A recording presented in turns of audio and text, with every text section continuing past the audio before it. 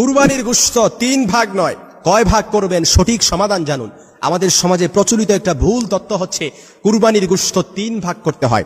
1 ভাগ নিজেরা খাবেন, 1 ভাগ আত্মীয় স্বজনদেরকে দিবেন, 1 ভাগ গরিবদেরকে দিবেন। এটা হচ্ছে আমাদের সমাজে ভুল তথ্য। কোরআন এবং হাদিসের কোথাও এই কথা নাই যে কোরআন অর্থাৎ কুরবানির গোশত 3 ভাগ করতে হবে। কিন্তু কয় ভাগ করবেন সঠিক, অবশ্যই কুরবানির গোশত দান করতে হবে, কিন্তু কয় ভাগ করবেন এক্ষেত্রে সঠিক সমাধান আল্লাহ তাআলাই দিয়ে দিয়েছেন সূরাতুল হজের 28 এবং 36 নম্বর আয়াতে। আপনার কনসেপশন আইডিয়া ক্লিয়ার করার জন্য আপনি দেখে নিতে পারেন। আল্লাহ তাআলা বলেছেন অর্থাৎ কুরবানির গোশত আপনার সর্বপ্রথম হচ্ছে যারা কুরবানি দিবেন গোশত খাবেন, কারণ আল্লাহ তাআলার কাছে তো গোশতটা আর পৌঁছায় না। গোশতটা তো অবশ্যই খাবেন আপনি, এটা আল্লাহ তাআলা নিষেধ করে নাই। লা ইয়ানালাল্লাহু লুহুমুহা ওয়ালা দিমাউহা ওয়ালাকি ইয়ানালুহুত তাকওয়া মিনকুম।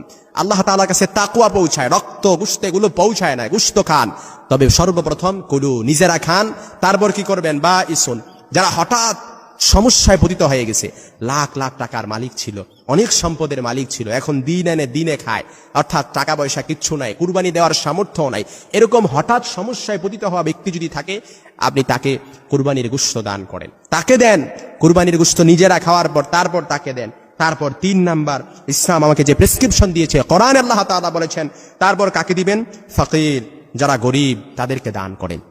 তাদেরকে, গরিব মানুষ থাকলে, নিকটস্থ গরিব মানুষ তাদেরকে দান করেন। প্রতিবেশী, আপনার হক আছে অবশ্যই, এই প্রতিবেশীকে গরিব থাকলে তাদেরকে দান করেন।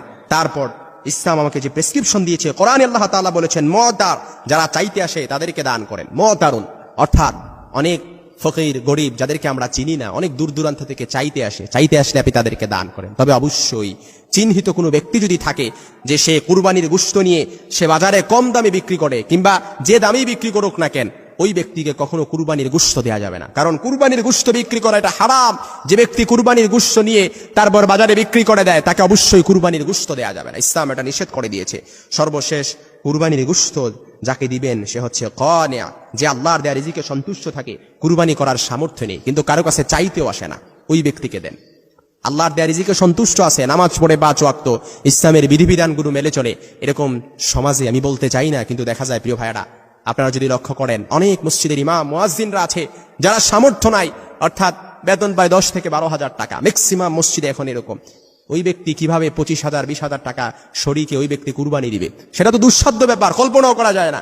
এজন্য মনে রাখবেন, যারা কুরবানির গোশত অর্থাৎ খাওয়ার পরে যারা এরকম ব্যক্তি আছে যারা কুরবানি দেয় নাই কিন্তু কারো কাছে চাইতেও আসে না, লজ্জায় চাইতে আসে না, ওই ব্যক্তিকে দান করেন। এটা আল্লাহর নির্দেশ। সূরাতুল হজের 28 এবং 36 নম্বর আয়াতে আল্লাহ তাআলা বিষয়টা ক্লিয়ার করেছেন। এজন্য কুরবানির গোশত 3 ভাগ নয়, 3 ভাগ নয়। আপনি সর্বপ্রথম নিজে খাবেন কুলু, তারপর বা ইসুন, হঠাৎ সমস্যায় পতিত হওয়া ব্যক্তিকে খাওয়ান, দান করেন। তারপর মুতারুন, যারা চাইতে আসে তাকে দান করেন। ফকির, যারা গরিব তাদেরকে দান করেন। কানিয়া, যারা আল্লাহর দেয়া রিজিকে সন্তুষ্ট থাকে কিন্তু কুরবানি করার সামর্থ্য নেই, কারো কাছে চাইতেও আসে না, ওই ব্যক্তিকে দান করেন। লা ইয়ানালাল্লাহু